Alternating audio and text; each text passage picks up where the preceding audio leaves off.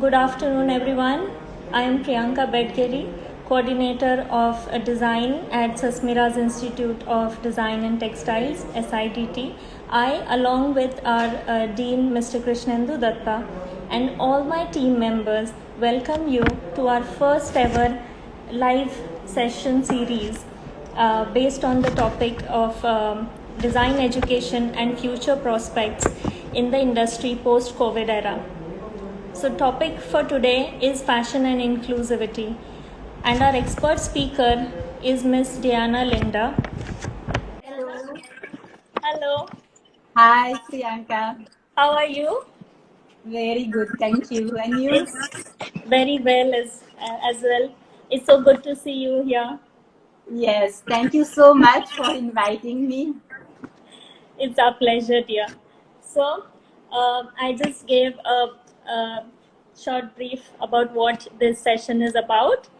Yes. And I will introduce you to our wonderful viewers who have joined us this afternoon. And so I will just introduce you. Diana is a fashion designer, holder of MA, MSc and MPhil, and currently is pursuing her PhD in design. She is active in social activities and works with several NGOs.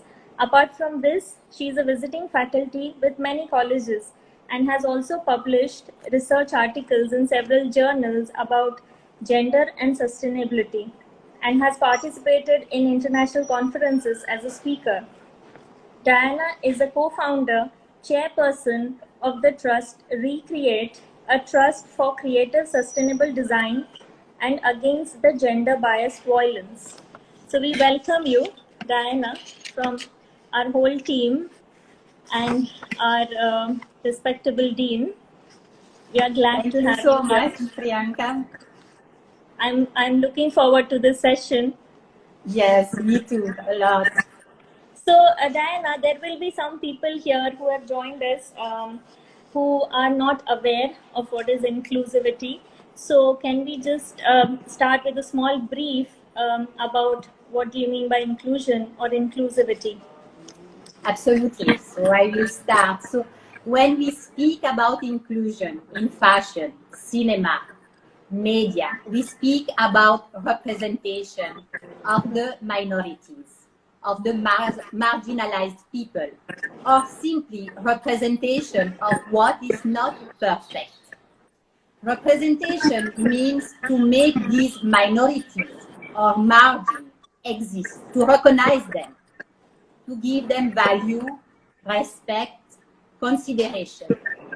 It's about identification. I, in my difference, can identify myself in this representation, in this image. I, in my difference, am recognized by the society. So inclusion is about recognizing diversity. Fashion can play a very important role model in this matter because fashion influences the mind, the belief, values, behavior in society. So it is about giving means to express to persons who didn't have voice or recognition in the past. For this person, they finally can express themselves, be beautiful.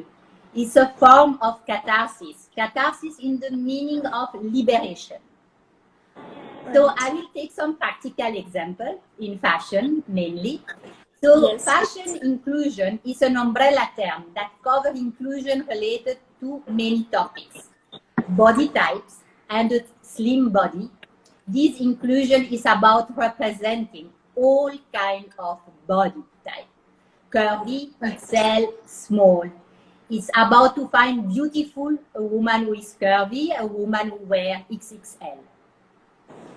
There is the inclusion about a woman subject in society, not objectified or sexualized in her pose or in her attitude. There is the inclusion about gender, and today we speak a lot about gender fluidity, the need to represent all gender, and not just a polarized fashion which has only clothes for men and clothes for women, which cannot be interchanged. It's about the freedom for everybody to wear what they want. So there is inclusion also about skin colors, race, and representing in fashion all community, Black, Asian, dark color skin. Here in India, still there is a problem of fair skin. Still in the matrimonial, you will find some kind of words, okay, the color of the skin is mentioned. Right. So there is also the inclusion problem of age, beauty norm, fashion shoots and fashion shows with older people. Then there is the inclusion of disabilities and the representation in fashion of differently able people. There is the need to do fashionable clothing also for people with disability. Then there is inclusion in the fashion system itself. Fashion aesthetics norm and the outdated recognition of fashion vintage. And finally, we have social inclusion, inclusion of the less privileged people. Correct. Correct. That's wonderful. Actually, that just sums up everything. Everybody is free to choose who they want to be and what they want to wear, and that is the magic which fashion allows one to express whatever way one wants to. That is amazing. You're absolutely Yes. right. So my next question to you is, inclusion presupposes the problem of exclusion.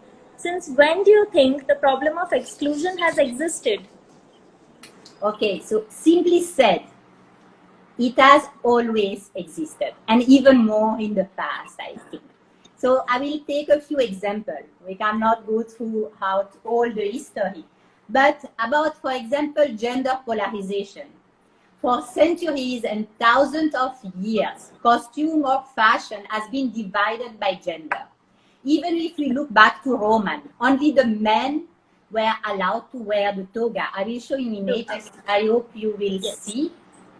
So these are the togas. Are you seeing it?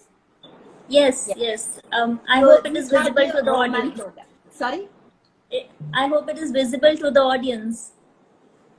Yes. This is a toga. Yes. So we see that in this society, women didn't have the same right than men also. They didn't have the right to vote. They were second-class citizens. Therefore, the society was firstly divided by men and women who could be easily identified by different kind of costume. So gender visible in clothing was used for oppressing or discriminating one part of the society. Then we go further. We go to medieval period. The costume for men and women was also very different. Men were wearing, I will show you again some image. So here you see, so men were wearing this kind of pointy shoes, and they were wearing this kind of legging called hoses. And women, already you can see she's wearing a long gown. Right. Another image of these medieval men. So here we see also the influence of religion. Women were told to wear covering garments in order to not distract men or disrupt the society. We see the influence of the Christian church or also of the Muslim religion. If we look at the medieval society, at the Byzantine culture, and at the Persian culture also. So this is an example of Byzantine culture. Yes. So from the 19th century onwards, men, they are supposed to look serious. Their fashion don't evolve a lot. On the opposite, women would majority of the time wear very voluminous skirts. And this is an example again of the fashion there on in the 19th century. So they wear a tight corset, which will confine them in a role of appearance and not be active in the society. So it's only in the 20th century, firstly during and after World War I, and then mostly in the 60s and 70s, that we can see the emergence of practical, comfortable fashion for women and also unisex fashion, which come in the mainstream. And we have to thank for that also in the EP subculture. Here we have an image of the EP subculture. So men are wearing long hair, necklace, long tunic, scarf, colorful trousers. And it was just a subculture, but it had a major influence on all the society, till now, in fact. In parallel with the EP movement, there was the second wave feminist. So women were fighting in the 60s, 70s for equal rights, and more women also were working. We can see the emergence of iconic unisex clothing, jeans, we see shirt, jacket, we see also cowboy shoes.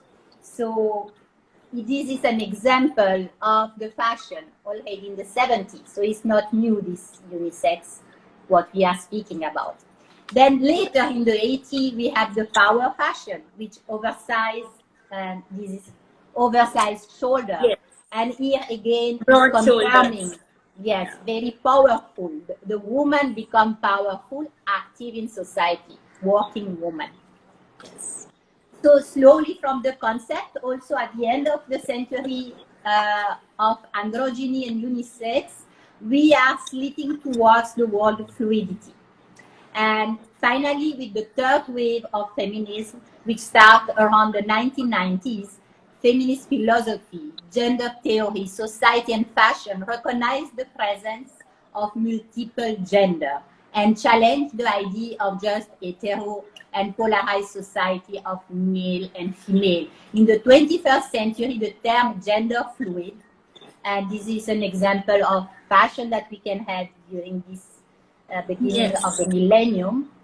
So gender fluidity means what? That there is not just two gender or not even three gender, that there is no strict demarcation between male and female. The other kind of exclusion that I want to mention, of course, is the one of body type. For centuries now, fashion has dictated body type. This is not just a fact of recent fashion or the style of heroin chic that we had in the 90s with the size 0. And if we are looking back in history, we can see that body types such as slim and thin waist was there since century. And we can see this image that I will. Yes. So look, this image is an image of the Renaissance. And since the 16th till the 20th century, majority of the time, the corset was shaping the body of the women in very unnatural shape. And in the 19th century, I need to mention this fact.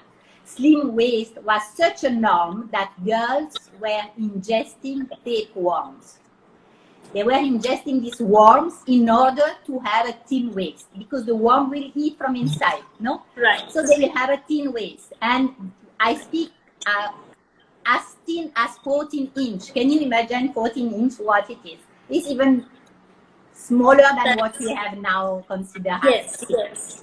So this tapeworm will eat the food in the body and they will become thinner and thinner. What we have in the 20th century. In the 20th century, we see medicine for slimming, some with very deadly effects. We have liposuction, we have pathology like anorexia. And all this is for what? For conforming to the image of a slim body. Yes, even the corsets, even the corsets actually broke through the rib cage. And even that was fatal, wearing corsets sometimes. Absolutely. It was linked, they tell that it was linked with tuberculosis also because it was compressing the lungs. So it's only around the end of the 90s and beginning 2000 that critics have started to raise more and more about also this fashion of heroin chic. And they denounce the increasing number of anorexia cases and the unhealthy effect of such fashion. So some fashion designers at the end of the century start to work with size plus model and design collection for other body types. However, if you see fashion show today, I think still 90% of fashion shoot, 90% of fashion show. Still you have the same kind The of skinny models. Correct.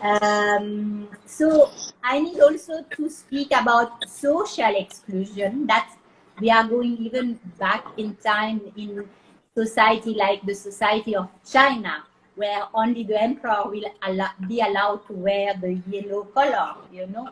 The yellow color was only for the emperor, for the Roman also. And if we go a little bit further during Renaissance in England, velvet and brocade also could only be worn by lords and knights. So that was reserved for nobility. The commoners will not be allowed. So these are just a few examples when we speak about the problem of exclusion since so many centuries. It's been there since centuries. Yes, yes. So can you give us some Okay, I suppose that the examples were these only in terms of inclusion, or do you have some more examples wherein yes, wherein we can talk about earlier signs of inclusion? Yes, here we need to speak about historical events because these help a lot in inclusion. So I want to name first the French Revolution in 1789 when we speak about social inclusion. And with the fact that there was also the first industrial revolution, these two facts together. So we must remember that the French Revolution was the revolution of the poor. The motto at that time was freedom, fraternity, equality. So after the French Revolution, the clothing became much more sober, at least for some decades. So I will show you the difference before. So see the clothing before French Revolution. The French Revolution, so yes. Very frivolous. Then after the French Revolution, see? So very, very different, at least for a few decades. Then about women inclusion, I would like to mention the first wave feminists with the bloomers. That were the first trousers for women in the 19th century, in the middle of the 19th century. And the feminists were advocating for this bloomer for comfortable and practical clothing because feminists were denouncing the unhealthy effect of the tight corset and trailing skirts. So this is the dress reform in the US, and you see the first kind of trouser. Right. I have also another image, just one moment, because these bloomers, you see, wait. Yes. Here, down. You see, these are the first bloomers. So this was very important.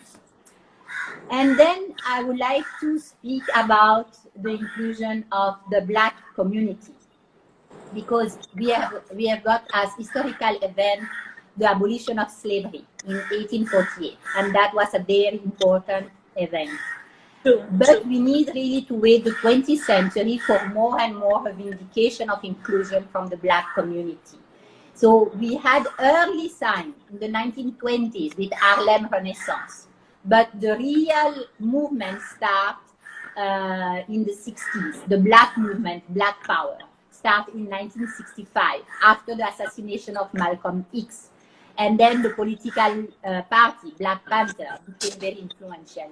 Then, culturally speaking, the musical genre of jazz, blues, hip-hop, all have roots in the Black community and help the community to be recognized worldwide. So in a form of activism, Black men and women, for example, were encouraged not to bleach their hair, not to bleach their skin, or even not to straighten their hair. They wanted to vindicate their own identity and not to try to be like white people. So here we have, just to show the image in the 60s of this very important guitarist that was Jimi Hendrix. He was one of the best guitarists of all the times. Yes. So another very important event is apartheid. Apartheid was a very discriminatory political regime in South Africa and came to an end in 1994 So Nelson Mandela, the political leader, also received the Nobel Prize in '93. So all these events really helped for more inclusion of the Black community. The Black community. So then I need just very shortly, I will be in the 20th century, we need to mention other movements. That is the second wave feminism in the 60s till the 85, with the concern of equality of at work, violence against women, free contraception, abortion. Then we have the queer and LGBT movement, which started already in the 1950s in US. And we have the phenomena of subculture, which developed strongly from the 50s onwards. And subculture like hippies in the late 60s, punks, glam rock, new romantic, were all very gender fluid, in fact. So I want to show just some image of this first subculture. These are subculture, these are girls in the 50s, you see, and these are TED girls of the subculture of TEDs, or these are from the greaser subculture. So these are just women. a bit high. Yes. Yes. These are women, and you see black jacket, black leather jacket. And of course, hip hop, you know hip hop, that also is a very gender fluid. Yes. And maybe grunge also, and many other subculture. Many subculture had this. So all these movements, protest, subculture, have finally helped to recognize diversity in many ways. Right. So those were kind of early signs of inclusion there. Absolutely. Wonderful. So are there any designers who have been precursors in terms of inclusion in fashion? Absolutely. So in fact, there are quite a lot, but I will just name a few here with you this afternoon. And we'll start with Coco Chanel, because Coco Chanel in the 1910s, yes, we need to mention her, we can't miss. In the 1910 and 1920s, she has been perhaps the first feminist fashion designer. By her own life and also by her style, she promoted the free woman, wearing stylish yet comfortable dress. She liberated the women from the corset and dressed them in low-waist outfit, like for a flapper look. The flapper look was called in France the garçon style, boyish look. And also that we know, but maybe a little less. Sorry? She got an androgyny back. Yes. Yes. And then she also created the beach pajama, so also a trouser for women at that time. And I will show you the image, of course, of one style of Coco Chanel.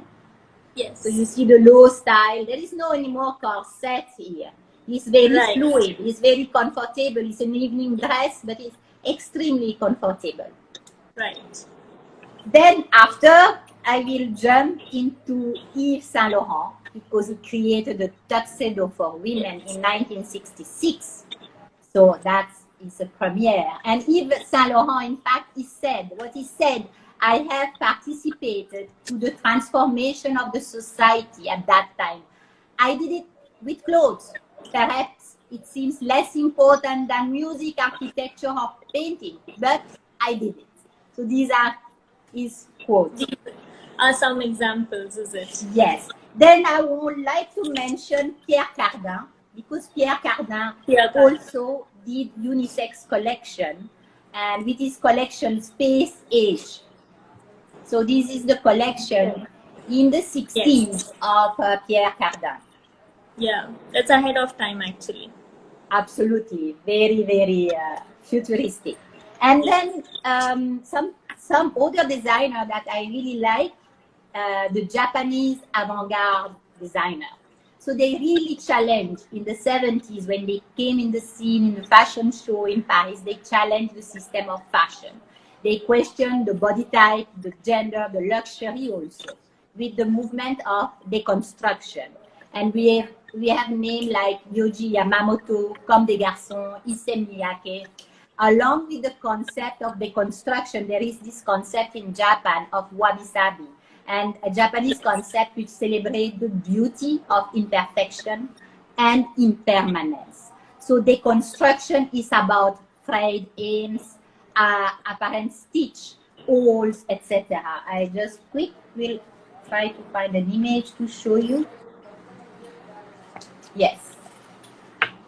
So you see the holes, and so this is the Japanese avant-garde.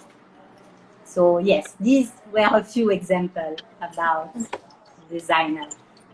Those were good. Those were really good. So can you tell us more about inclusion and gender fluidity in India? Yes.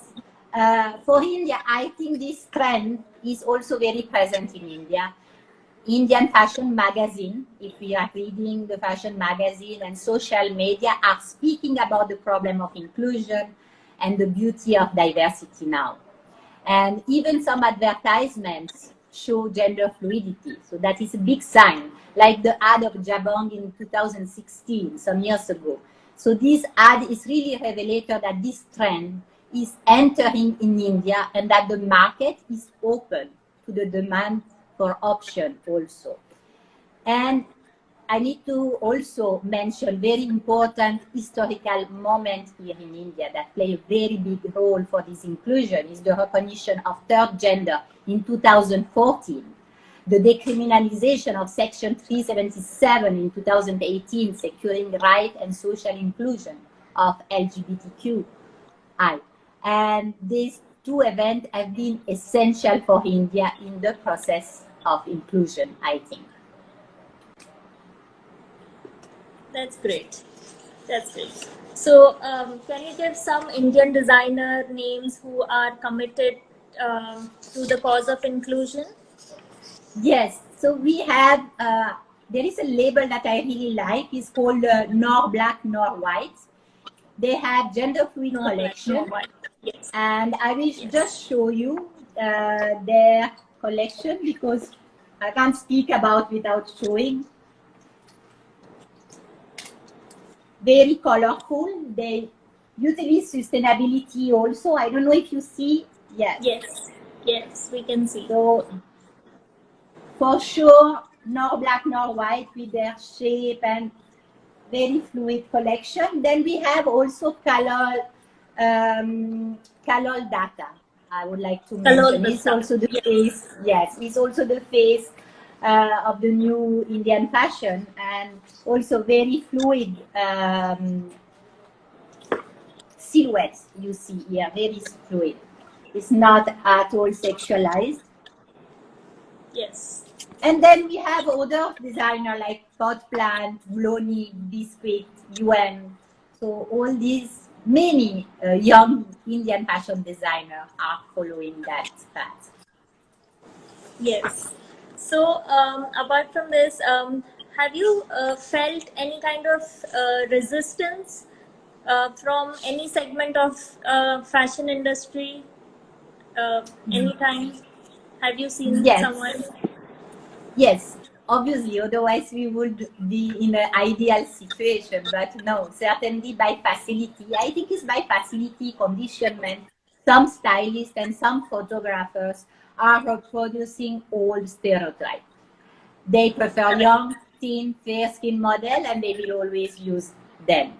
And we need also to mention, it's not fashion, but it's Bollywood. Bollywood, which has a very big influence of fashion and vice versa, is still reproducing in many of the movies the stereotype. And they don't really represent much the transgender person. They don't really represent the gay community or LGBTQ community very much. You can find some exception, of course, but it's not well represented. And if they do, sometimes they really stereotype, what is even worse. So they will, so moreover, if we go for inclusion of age, actresses in Bollywood still now need to be young, thin, sexy. After 30 or 35, they are very open out of the market. So in the Indian fashion magazine, transgender models, I think, are given a place through fashion shoot and through other stories. However, the accent is still put on their transgender identity. So that means that this perpetuates somewhere the stigma. So the battle will be only won when the question about the gender of a person will not be anymore an issue or a question. You know, so that's what I think. Yeah. Yeah, yeah. As rightly said, TV actors and the Bollywood, they always go for slimmer ones unless they are as famous as Salman Khan or Amir Khan, Shah Rukh Khan. Yes. Yes, then age is no bar actually. Yes, but there are men. There Yeah. are men also. That is also a sign. Yeah. Yeah. So what does the future look like in terms of inclusion post COVID? Okay, I think COVID has played a role of accelerator in many fields, not just in inclusion, in sustainability, environment. During lockdown, people have stopped to run everywhere. They sat down and thought about important issues. And then because of isolation, people have started to connect and communicate more and more on platforms like Zoom, Google Meet, Insta Live, you know. So people with same mind living in different countries have come together online to discuss and take resolution also. So I am optimistic in that way for the future. I think there is a global movement towards tolerance and inclusion. Internet, social media can be very useful for giving voice to everybody. Absolutely. Minority can network, express themselves on the web and be recognized. However, just I want to mention, we will not stay on this topic, but that we should be aware that there are also some risks for the future because of the progress. And I'm thinking about these two new movements. One is called transhumanism, the other is called posthumanism. Both of these movements are looking at generating through manipulation, either genetic manipulation, either technological manipulation, perfect human being. And that is a very big risk for diversity. That's true. That's true. So what do you think people can do to learn more about inclusion, and what steps do you advise for becoming more inclusive for the society? Okay, so just a few words. I think the main thing is to be curious, to learn about everything, and to learn about everybody who is different, but not just to learn. Learn is not enough. You need to meet, become friends with, love them. So meet people from other countries, from other community, from other social class, from the LGBTQ community. Meet people with disabilities. Learn to speak with them. Then you can really practice inclusion. That's great. That's great. See, with design and fashion, I think somewhere in design education, if we could incorporate inclusivity, it would bring out another perspective in the industry, because the budding designers that are being, that are being trained at institutes can create the difference, bringing in the inclusivity factor. So what do you think are the future prospects for a design student who is practicing inclusivity? Okay, so this is true what you said. Generally, design education doesn't teach much inclusion or philosophy or all this. It's still based on the polarized world of clothing for men on one side, clothing for women on the other. And if you look at the college, I think in every college, the dummies are size 8. Standard size. 6 or 8. And we really also very rarely we design for differently able people, unless it's a specific assignment, but it will not come to the mind. So there is an entire world out there that needs to be integrated in the design education, in the design process. We need to expand the horizon in terms of thinking. And since we speak about the topic today together, it means that things are starting to change, of course. And I will just say some example. Last year, I did a survey among students in Mumbai and Rajasthan, fashion designer students, about unisex clothing. And more than 60% argue that clothing should be genderless. Absolutely. That means that clothing should not be gender-based. 79% of them think that genderless fashion can empower women. Then also 71% of these students were strongly believing that a garment can be an activist stand. Clothing is not just covering the body, clothing is political. But 80% of the respondents, and that is a little bit sad, of this survey have told that they are afraid most of the time or half of the time to wear the clothes they would like because they are afraid of judgment and because they are afraid of comments. Absolutely. So even with some... Yes, please go on. Yes, so I think that everybody, of course, should be free to wear what they want to wear. And yes, so unisexual clothing is started to show up recently, as in for past 2 years now. But I don't think it actually brings out the unisexual aspect actually, because the clothing sizes are standardized, which will work for both men and women. But in terms of print or the embellishments that they use on top of them actually don't work. So even if a student or a woman can carry Iron Man t-shirt because it is her favorite, or Superman t-shirt, but a male student or a male would not wear a Wonder Woman t-shirt maybe, or a Captain Marvel. So you are totally right. But we touch to the problem of patriarchy. They're scared of judgments actually. Yes. It's all the patriarchal system that needs to be broken. And since they born, boys are meant to be masculine, to not cry, to not wear pink, to not wear colors, to not. So boys don't cry. It will take time to revolutionize all that, but we need to do it. Yes, yes. So what would be your final message through this that session? Inclusion is not just a fad. It's not just a trend that will last for a few years and then disappear. It's not a fashion trend, because inclusion in fashion, in fact, is mirroring an important change in the society. And this change is towards tolerance and recognition of diversity.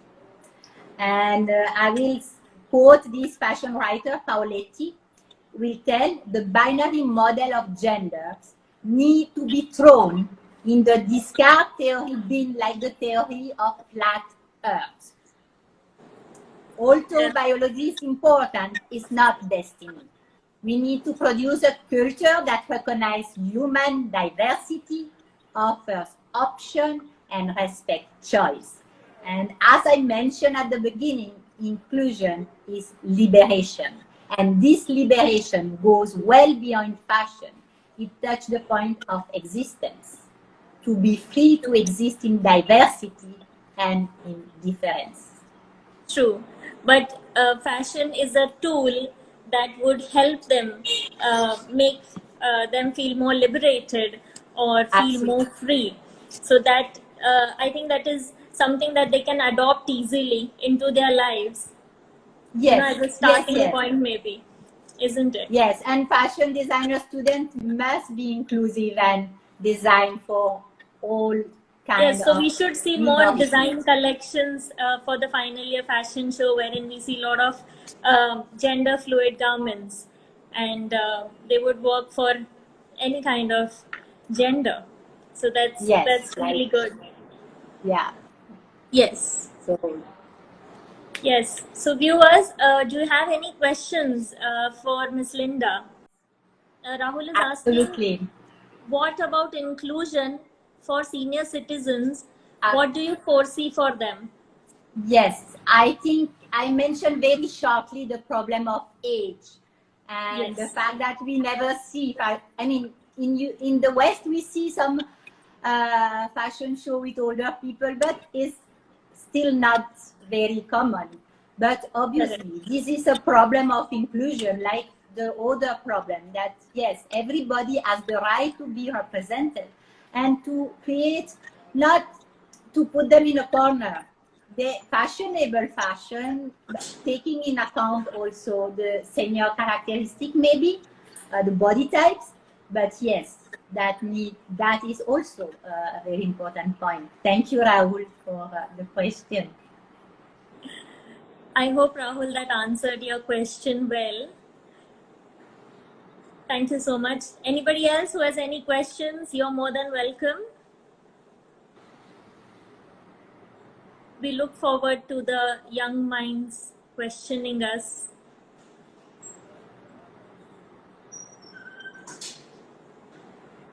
Okay, no questions coming up.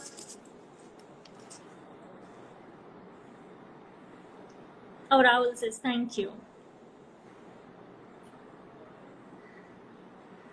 Anybody has any questions? No. Okay, so I think we will conclude this session, though I think this topic is not so small to cover in half an hour, and there's so much to know and so much to learn, but it was, yes, so our Dean sir is saying that the session was very interesting. Thank you so much, Linda. Thank you.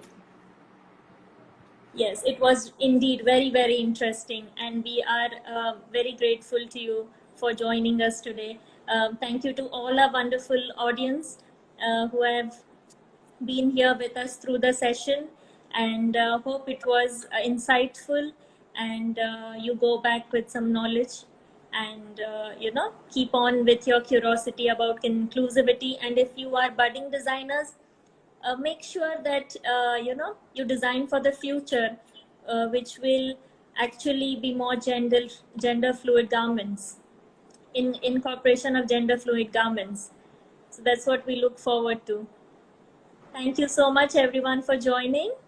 Thank you so much.